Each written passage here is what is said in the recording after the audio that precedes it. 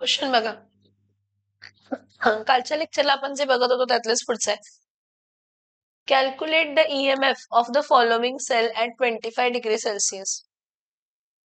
Calculate the EMF of the following cell at 25 degree Celsius. Zinc in the solid state gives Zn2 plus, chromium 3 plus gives chromium. E0 Zn दिलेला आहे आणि E0 chromium पण दिलेला आहे. ठीक आहे. सगळ्यात पहिला zinc in the solid state, single vertical line, Zn2 plus in the aqueous state 0.08 molar आहे. Double vertical line, chromium 3 plus in the aqueous state 0.1 molar. Single vertical line, chromium in which state? Solid state. मग इथं E0 Zn किती आहे? -0.76 volt आणि E0 chromium किती आहे तर -0.74 volt. सगळ्यात पहिला तर मला हा एनोड आहे हे माहिती आहे आणि हा कॅथोड आहे माहिती आहे, कारण लेफ्ट साइडला एनोड आणि राईट साइडला काय असते तर कॅथोड. सेल रिॲक्शन लिहूया. सेल रिॲक्शन काय असणार आहे? Zinc in the solid state gives Zn2 plus plus 2 electron. हे कसली रिॲक्शन असणार आहे तर ऑक्सिडेशन हा इक्वेशन कुठे होणार आहे तर एनोडला. Similarly chromium 3 plus plus 3 electrons काय देते? क्रोमियम कोणत्या स्टेट मध्ये? सॉलिड स्टेट मध्ये. ही कसली रिॲक्शन आहे तर रिडक्शन हाफ इक्वेशन. हे कुठे होते तर कॅथोडला होते. Loss of electron should be equal to काय असायला पाहिजे तर गेन. त्यामुळे ह्याला मल्टिप्लाय बाय काय करणार आहे तर 3 आणि ह्याला मल्टिप्लाय बाय काय करणार आहे 2. सो 3 2 जा 6, 3 2 जा 6 कॅन्सल झालं. परत 3 times zinc in the solid state plus 2 times chromium 3 plus in the aqueous state gives 3 times Zn2 plus in the aqueous state plus 2 times chromium in the solid state. This is the net cell reaction. कसली reaction आहे? Net cell reaction. ही जी net cell reaction आहे पुढे बघा. E0 cell. E0 cell is equals to काय असते तर E0 कॅथोड मायनस E0 काय असणार आहे एनोड. मग E0 कॅथोड. कॅथोडची व्हॅल्यू किती आहे सांगा? कॅथोड कोण आहे? क्रोमियम. क्रोमियमची व्हॅल्यू किती आहे तर -0.74 मायनस ऑफ E0 एनोड किती आहे? -0.76. So -0.74 minus minus become plus 0.76.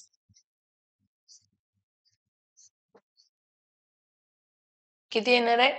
0.02 volt. हा E0 सेल झाला. काय झाला हा? काय झाला हा? काय झाला हा? E0 cell. आता पुढं ई सेल फाइंड करायचं. ई सेल साठी नर्स्ट इक्वेशन वापरतो. E cell is equals to E0 cell minus temperature 25 degree Celsius consider करायचा 0.0592 upon n log to the base 10 product concentration upon काय असते तर reactant concentration. So E0 sale किती आहे? E0 sale आपल्याकडे 0.02 volt minus 0.0592 upon n किती येतं? 3 2 जा इलेक्ट्रॉन लॉस्ट गेन किती आहेत? 6. n म्हणजे number of electron lost gain किती आहे? 6. सो इथे 3 2 जा 6 सो इथे 6 log to the base 10 product. Product कोण आहे सांगा? प्रोडक्ट ह्या नेट सेल रिॲक्शन मध्ये. कशामध्ये? नेट सेल रिॲक्शन मध्ये aqueous स्टेट मध्ये कोण आहे? झिंक. कोण आहे? सो इथं काय येणार आहे तर Zn2 प्लस आणि याचं पॉवर काय येणार आहे 3 आणि इथं काय येणार आहे तर क्रोमियम 3 प्लस आणि याचं पॉवर काय येणार आहे तर 2 म्हणजे इथं काय येणार आहे 0.02 मायनस 0.0592 डिवायडेड बाय 6 किती येते बघा 0.0592 divided by 6 log to the base 10 Zn2 plus किती आहे Zn2 प्लस कॉन्सन्ट्रेशन 0.08 चा स्क्वेअर डिवायडेड बाय क्रोमियमचं कॉन्सन्ट्रेशन किती आहे 0.1 चा स्क्वेअर सो इथे परत काय येणार आहे 0.02 मायनस ह्याची व्हॅल्यू किती येते बघा 0.0592 डिवायडेड बाय 6 0 0 इथं 0 9 चा काय येणार आहे तर 54 येणार आहे 9 मायनस 4 किती येणार आहे 5 2 6 किती येणार आहे 6 8 जा ना 6 8 जा किती येते 48 6 8 जा किती येते 48 तर राहिलं किती 8 9 10 11 12 40 6 5 जा 30 6 6 जा 36 सो 0.0 0.00987 घेऊया कारण 666 रिकरिंग आहे काय रिकरिंग आहे हा इथे लॉग टू द बेस 10 8 चा क्यूब घ्या 8 चा क्यूब ना 8 रेस टू क्यूब होतं 8 1 जा 8 8 2 जा 16 सॉरी 8 8 जा 64 64 8 जा 64 8 जा 512 किती येत आहे 64 8 जा किती येत आहे 512 सो इथं काय येणार आहे तर 512 इंटू 10 रेस टू काय येणार आहे तर -6 का -2 इंटू -2 इंटू -2 येस आता 0.1 चा स्क्वेअर म्हणजे 10 रेस टू काय येणार आहे तर -2 -2 वर जाऊन काय होणार आहे तर +2 +2 म्हणजे 10 रेस टू काय झालं तर -4 -4 आणि परत 2 डेसिमल काय केले शिफ्ट म्हणजे 5.12 इंटू 10 रेस टू -2 येते हा काय ते 10 रेस टू -2 बघा तर हा 0.02 minus 0.009867 log to the base 10 इथं काय येणार आहे तर 5.12 इंटू 10 रेस टू काय आलं तर मायनस काय आलं तर 2 किंवा रेसिप्रोकल केलं असतं तरी पण चाललं असतं -2 वरती घेऊन आणि 512 खाली घेतलं असतं ठीक आहे राहू दे आता ह्याचं लॉग कसं बघायचं बघा ह्याचं लॉग कसं बघायचं इथे लक्ष द्या जरा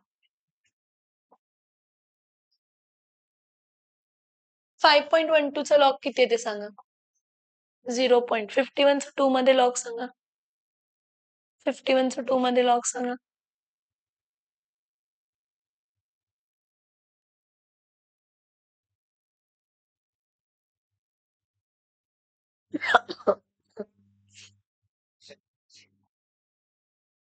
सेवन 0.93 प्लस इथं 10 रेस टू -2 आहे म्हणजे हा काय येणार आहे तर -2 म्हणजे हा -2.70 काय येणार आहे तर 93 दोघांचं ऍडिशन तर काय करायचं -2 2 वरतीच ठेवायचं सो 2.0000 मायनस 0.7093 जेव्हा तुमचं असं बार मध्ये येत आहे बार 2 पॉइंट येणार आहेत कारण -2 आहे ना काय आहे -2 सो त्यावेळी हा 10 आहे हा 9 आहे हा 9 आहे हा 9 आहे आणि हा काय तर 1 10 - 3 किती येणार आहे तर 7 9 - 9 0 9 9 - 7 2 1 पॉइंट मायनस मध्ये येणार हा काय येणार हे log to the base 10 5.12 into 10 raise to -2 ही तुमची -1.290 येणार आलं का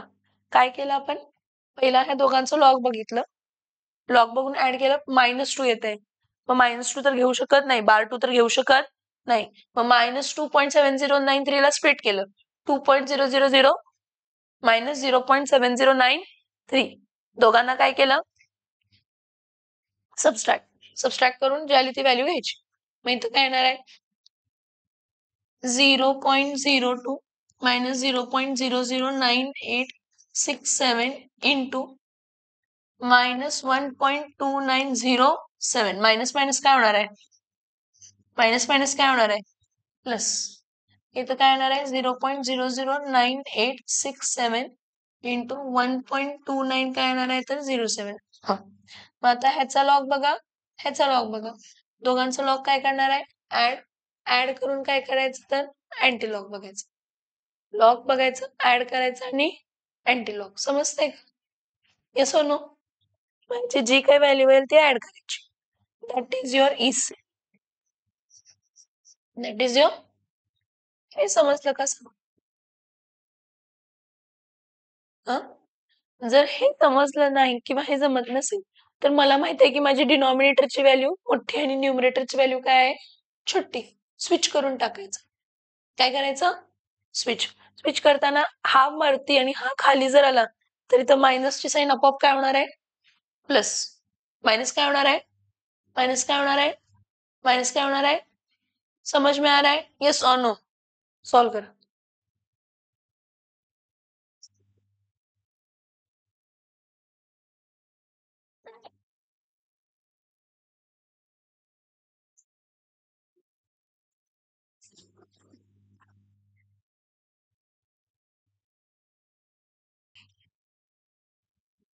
तर बघा, या दोघांचं मल्टिप्लिकेशन किती येते? 0.0127 आणि टोटल ऍडिशन किती येते? 0.0327 व्होल्ट.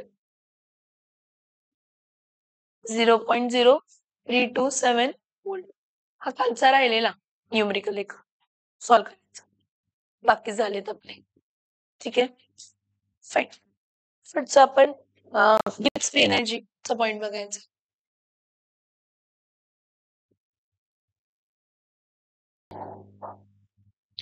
नेक्स्ट बघा, thermodynamics of galvanic cell. According to thermodynamics delta G negative असायला पाहिजे. According to thermodynamics delta G काय असायला पाहिजे? निगेटिव्ह. जर डेल्टा जी निगेटिव्ह असेल तर रिॲक्शन काय असते? तर स्पॉन्टॅनियस. जर डेल्टा जी निगेटिव्ह असेल तर रिॲक्शन काय असते? जर डेल्टा जी निगेटिव्ह असेल तर रिॲक्शन काय असते? तर स्पॉन्टॅनियस असते. काय असते? स्पॉन्टॅनियस. सो इथं बघा, वर्क डन, सोप्या भाषेत आपण वर्क डन म्हणतो फोर्स इंटू डिस्प्लेसमेंट. इथे थोडस सेपरेट वर्क डन असतं. फोर्स कोणता आणि डिस्प्लेसमेंट कशी हे समजून घ्या. The electrical work done, the electrical work done in a galvanic cell is a electricity, म्हणजे चार्ज, कुलम. चार्ज आपण कशामध्ये मेजर करतो? Coulomb. The electricity charge pass multiplied by the cell potential. आपण वर्क डन बघतो, work is equals to force into displacement. इथं work done कसं आहे? इथं इलेक्ट्रिकल वर्क म्हणजे अमाऊंट ऑफ चार्ज पास्ट म्हणजे क्यू इंटू काय असते? तर सेल पोटेन्शियल. काय असते? Sale potential. सो एका मोलचा charge on 1 mole of electron किती असते? 1 Faraday. 1 mole of electron is equals to 1 Faraday of electricity. मग जर n मोल ऑफ इलेक्ट्रॉन पास होत असतील, n farad of electricity. So for a cell reaction involving n moles of electron, how many moles of electron? n mole of electron. Charge passed is equals to काय असणार आहे? nf coulombs. किती coulombs? आपण काय म्हटलं? Electrical work is equals to amount of charge passed into काय असते? तर सेल पोटेन्शियल. तो अमाउंट ऑफ चार्ज पास्ट किती आहे? अमाउंट ऑफ चार्ज पास्ट किती आहे? तर nf. आणि सेल पोटेन्शियल ई सेल. काय आहे? E cell. So electrical work is equals to काय आलं? तर nf ई सेल. मी आता तुम्हाला काय म्हटलं? रिॲक्शन स्पॉन्टॅनियस होण्यासाठी काय निगेटिव्ह असायला पाहिजे? Delta G. डेल्टा जी काय निगेटिव्ह असायला पाहिजे? For reaction to be spontaneous Gibbs free energy should be negative. So इथं बघा, W. Gibbs in 1878 concluded that electrical work done in a galvanic cell, electrical work done in a is increased to decrease in Gibbs free energy, which it is equals to delta G. हे कोणी सांगितलं? W गिब्सनं. पहिल्यापासून सांगितलं की तुमचं जे काही electrical work आहे ते इक्वल टू काय असते तर डिक्रीज. निगेटिव्ह साईन आहे ना, मायनस डेल्टा जी म्हणजे डिक्रीज कन्सिडर करतो आपण. Of the cell and electrical work is equals to minus delta G. मग minus delta G is equals to N F काय असणार आहे तर E cell. Delta G is equals to काय असणार आहे minus N F E cell. हे non standard कंडिशनला झालं. कसलं झालं? Non standard condition. स्टँडर्ड कंडिशनला काय असणार आहे? स्टँडर्ड कंडिशनला delta G naught is equals to काय असते तर minus N F E naught cell. Delta G naught delta G वेगळा आहे. डेल्टा जी नॉन स्टँडर्ड कंडिशनला आहे, डेल्टा जी नॉट स्टँडर्ड कंडिशनला आहे. ई सेल नॉन स्टँडर्ड कंडिशनला आहे, ई नॉट सेल स्टँडर्ड कंडिशनला आहे. दोघांचे व्हॅल्यू वेगवेगळे असतात. इक्विलिब्रियम असतं ना, काय असतं? जेव्हा इक्विलिब्रियम अचीव होतं त्यावेळी डेल्टा जी झिरो असतं. ज्यावेळी काय अचीव होतं? ज्यावेळी इक्विलिब्रियम अचीव होतं त्यावेळी डेल्टा जी काय असतं तर झिरो. पण डेल्टा जी नॉट झिरो नसतं. डेल्टा जी नॉट ही स्टँडर्ड कंडिशन आहे. 1 मोलार कॉन्सन्ट्रेशन सबस्टन्स घेतलाय, टेम्परेचर 298 केल्विन कन्सिडर केलाय आणि pressure 1 atmosphere. So the equation I explained why E naught cell is an intensive property. Intensive property म्हणजे काय ते सांगा पहिलं. आपण थर्मोडायनामिक्स मध्ये डिस्कस केलेलं होतं इंटेन्सिव्ह प्रॉपर्टी आणि एक्सटेन्सिव्ह प्रॉपर्टी. डिपेंड नाही होती इंटेन्सिव्ह. आणि अशी प्रॉपर्टी जी अमाऊंट ऑफ मॅटर वरती डिपेंड करते ती आपण म्हटलेलं ratio of two extensive property is a intensive property. इथं बघा काय आपण आता रिलेशन काय बघितलं, delta G is equals to काय आहे तर मायनस एन एफ काय आहे तर E cell. Delta G is equals to minus N F E cell. E cell इथंच ठेवा आणि डेल्टा जी आपण काय वाढवा तर एन एफ इथं शिफ्ट करा आणि इथं काय येणार आहे सिक्स. कॉमन लॉजिक आहे. नंबर ऑफ इलेक्ट्रॉन्स वाढले तर इलेक्ट्रिसिटी काय होणार आहे वाढणार आहे. इलेक्ट्रिसिटी वाढली तर गिब्स फ्री एनर्जी पण काय होणार आहे वाढणार. बिकॉज फॅरेडे इलेक्ट्रिसिटी वाढवतोय म्हणजे अमाऊंट ऑफ मॅटर वाढवतोय. मॅटर वाढवलं number of moles of electron लागणारे काय होणार आहेत तर वाढणार आहेत. ते वाढले चार्ज वाढलं. गिब्स फ्री एनर्जी पण काय होणार आहे वाढणार आहे. कारण Gibbs free energy extensive property आहे आणि number of moles of electron इथं आपण एक्सटेन्सिव्ह कन्सिडर करतो. अमाऊंट ऑफ मॅटर वाढलं म्हणजेच नंबर ऑफ इलेक्ट्रॉन्स वाढले म्हणजे दोन्ही इन्क्रीज झाले. मग जर हा नंबर ऑफ इलेक्ट्रॉन्स डबल झाले तर गिब्स फ्री एनर्जी पण काय होते डबल. मग त्याचा रेशो सेम राहणार. रेशो काय राहणार आहे म्हणजे तुमचं ई सेल चेंज होणार आहे. चेंज होणार ई सेल. जर मी अमाऊंट ऑफ मॅटर डबल केले नंबर ऑफ इलेक्ट्रॉन्स डबल होतात. नंबर ऑफ इलेक्ट्रॉन्स डबल झाले तर गिब्स फ्री एनर्जी पण काय होते डबल. म्हणजे दोन्ही डबल होतात आणि ह्याचा रेशो सेम राहणार. ह्याचा रेशो म्हणजे ई सेल आहे. रेशो म्हणजे काय आहे म्हणून ई सेल कसली प्रॉपर्टी आहे म्हणतो इंटेन्सिव्ह. आणि वेगळा हा हे बघा delta G is equals to minus N F E cell ही कॉन्सेप्ट पूर्ण वेगळी नॉन स्टँडर्ड कंडिशनची. आणि delta G naught is equals to minus N F E naught cell ही कंडिशन पण वेगळी नॉन स्टँडर्ड कंडिशन आहे. कधीही delta G is equals to minus N F E naught cell येणार नॉट पॉसिबल. आणि delta G naught is equals to minus N F E cell he कंडिशनच possible नाहीये. तुम्ही delta G घेतलाय non standard कंडिशनचं potential. तुम्ही delta G naught घेतलाय standard कंडिशनचा potential. समज में आ रहा है. सोप्या भाषेत सांगतोय Gibbs free energy extensive property आहे. एन एफ पण एक्सटेन्सिव्ह प्रॉपर्टी आहे आणि ratio of two extensive property is a intensive property. So your cell potential is an intensive property. Okay so इथं बघा we know that delta G naught is an extensive property. since its value depends on the amount of a substance. If the stoichiometry of equation of redox reaction is multiplied by 2, that is the amount of substance oxidized and reduced are doubled. त्यामुळे तुमचा delta G not पण काय झाला double. इक्वेशनलाच multiply केला म्हणजे इलेक्ट्रॉन्सला पण multiply केला म्हणजे इलेक्ट्रॉन्स पण काय झाले डबल. चार्ज पण काय झाला डबल झाला. So the moles of electron transferred also doubles. So E naught cell is equals to delta G naught upon काय येणार आहे तर NF. तर मी इक्वेशनला मल्टिप्लाय बाय 2 केले तर नंबर ऑफ इलेक्ट्रॉन्स काय झाले double. Number of electron double झाले त्यामुळे गिब्स फ्री एनर्जी पण काय झाली डबल. आणि त्याचा रेशिओ काय राहणार आहे सेम. रेशिओ काय राहणार आहे. They ask you why E naught cell is intensive in nature. You need to explain all this thing. They ask you a question.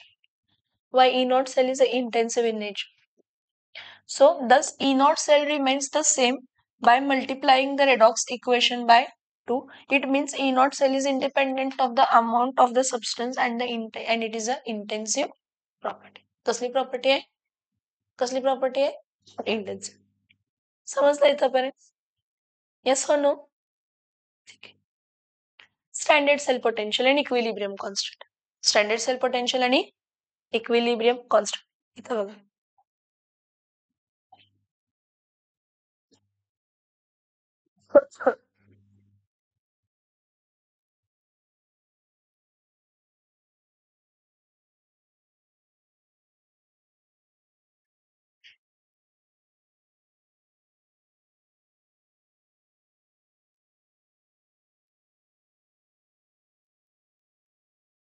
इथं बघा.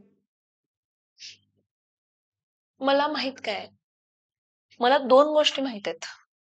According to thermodynamics delta G naught is equals to minus 2.303 RT log to the base 10 काय असते तर के. हे thermodynamics topic मध्ये आपण बघितलं. थर्मोडायनामिक्सच्या आधीच बघितलं. Delta G naught is equals to minus 2.303 RT log to the base 10 K. Log to the base e असलं असतं तर हे 2.303 आलं नसतं आणि टेनच्या ऐवजी LNE आलं असतं. मी directly log to the base 10 घेतलं. आता अजून एक आपण बघितलं डेल्टा जी आणि ई सेलचा रिलेशन काय बघितलं स्टँडर्ड कंडिशनला. Delta G naught is equals to minus NF E naught cell असंच बघितलं ना स्टँडर्ड कंडिशन. दोघांचा LHS काय RHS काय असणार आहे. मग इथं minus 2.303 RT log to the base 10K is equals to minus NF E naught काय असणार आहे सेल. येस म्हणू मग इथं काय असणार आहे E naught cell is equals to 2.303 RT upon काय असणार आहे NF log to the base 10 काय असणार आहे तर K. हे रिलेशन आहे स्टँडर्ड इलेक्ट्रोड पोटेन्शियलचा आणि इक्विलिब्रियम कॉन्स्टंटचा. कोणाचं इक्विलिब्रियम कॉन्स्टंट आणि standard electrode potential. Nernst equation आठवतंय का बघा काल आपण बघितलेला. E cell is equals to काय असते E naught cell minus 2.303 RT आपण काय होतं NF log to the base 10 product concentration आपण काय होतं तर तुमचा ई नॉट सेल पण हीच व्हॅल्यू असते 2.303 RT upon NF पण log to the base 10 काय असते K at equilibrium minus non equilibrium condition. मग हे प्रोडक्ट आणि reactant concentration non equilibrium condition. कसला कंडिशनचा समझ में आ रहा है. ये नोट डाउन करो जल्दी से.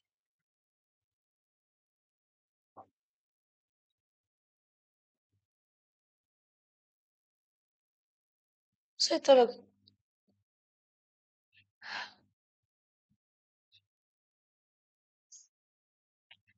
standard cell potential and equilibrium constant. The relation between standard Gibbs free energy of a cell reaction And standard cell potential is given by minus delta G naught is equals to NF E naught cell. And delta G naught is equals to minus RT ln K. दोघांना equate केलं. दोघांना equate करून आपल्याला value काय आली तर ही जी दिलेली.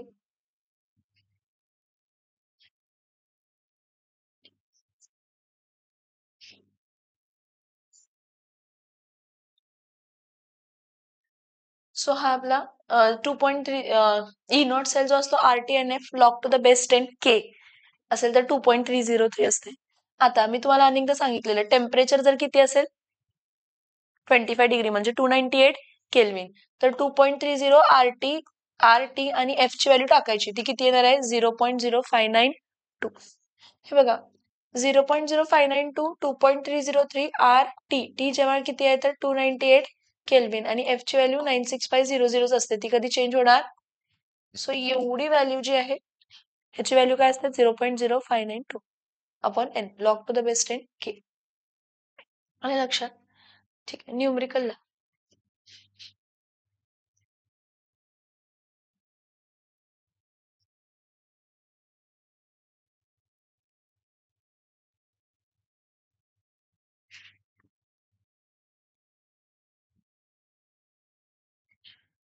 Question लिहावं. Calculate the standard gives free energy.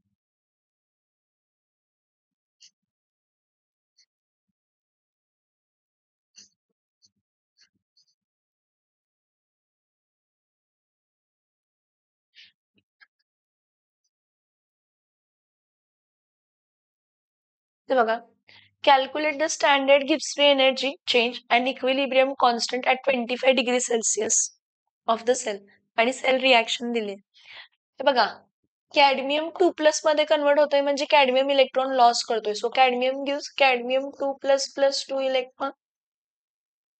This is oxidation half equation, and if oxidation half equation it compulsory takes place at anode. So here cadmium is anode. Who is anode? Cadmium. Next कोण आहे SN2+. SN2+ काय करतं 2 electron काय करतं gain आणि काय देते तर SN in which state solid. ही कसली रिएक्शन आहे रिडक्शन हाफ इक्वेशन. ही काय आहे तर कॅथोड. नेट सेल रिएक्शन जी वरची आहे तीच येणार आहे. नेट सेल रिएक्शन वरचीच येणार आहे. कोणती काय येणार आहे cadmium in the solid state. परत काय येणार आहे SN2+ in the aqueous state gives cadmium 2+ in the aqueous state plus SN in the solid state. Cell formula. The substance who is acting as an anode is written on the left hand side and the substance who is acting as a cathode is written on the right hand side. So आपण कसं लिहिणार आहे हा cadmium anode आहे. So cadmium in the solid state single vertical line काय देते cadmium 2+ in the aqueous state. Standard condition आहे म्हणजे कॉन्सन्ट्रेशन काय असणार आहे 1 मोलार. स्टँडर्ड कंडिशन आहे म्हणजे कॉन्सन्ट्रेशन काय असणार आहे 1 मोलार.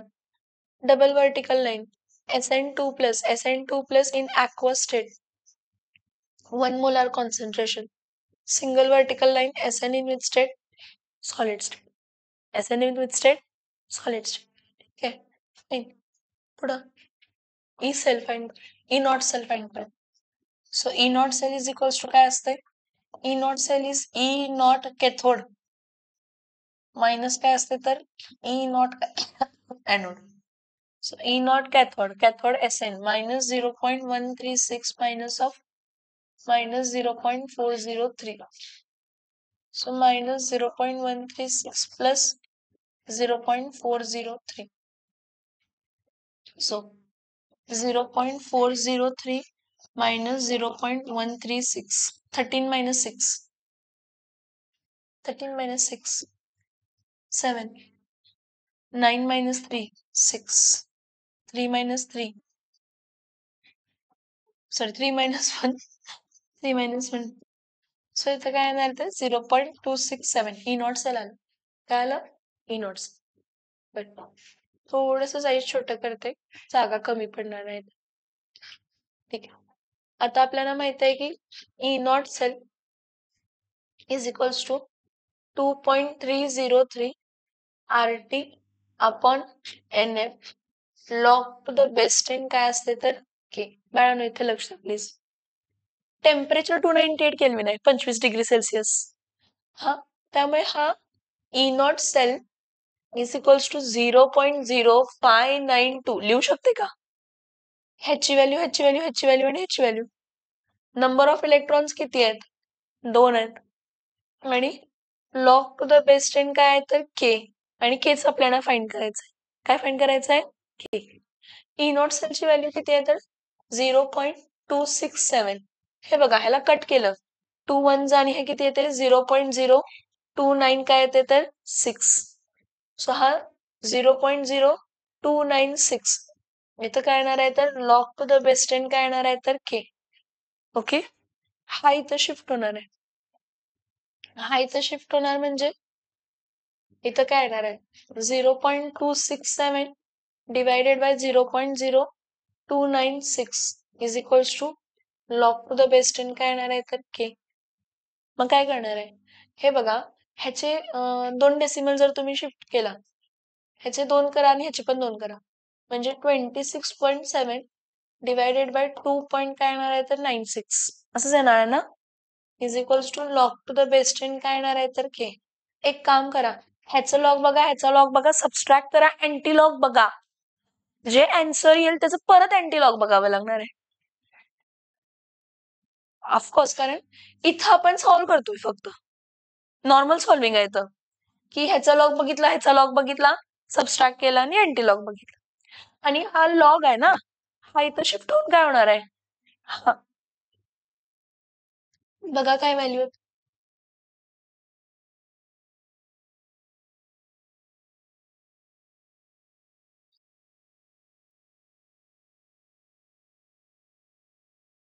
हा,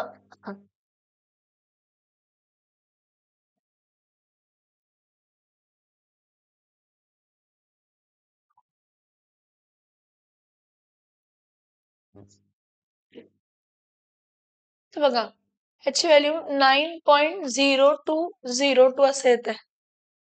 9.0202 is equals to log to the base 10 के. कधी येणार आहे, ह्याचा लॉग बघितला, ह्याचा लॉग बघितला, सबस्ट्रॅक्ट केला, अँटी लॉग बघितला, परत इथं अँटी लॉग बघायला पाहिजे. इथे बघा अँटी लॉग ऑफ काय येणार आहे तर 9.0202 इज इक्वल्स टू के. अब सब लोग इधर ध्यान दो, जब भी पावर बहुत बड़ी है, एंटी लॉग ले रहे और पावर क्या है बड़ी, उसको हैवे से लो 10⁻⁹, ठीक है, इज इक्वल्स टू के. अब ये जो रहा वैल्यू है ना, वो उसका लो 0.2 का 0 और 2 में लॉग एंटी लॉग देखो 0.2, प्लीज देखो 0.2 का 0 में देखो और मीन डिफरेंस 2 में देखो. 0.2 का एंटी लॉग देखो और मीन डिफरेंस 0.2 का 0 में 10 सगळं ऍड करू. हा 1047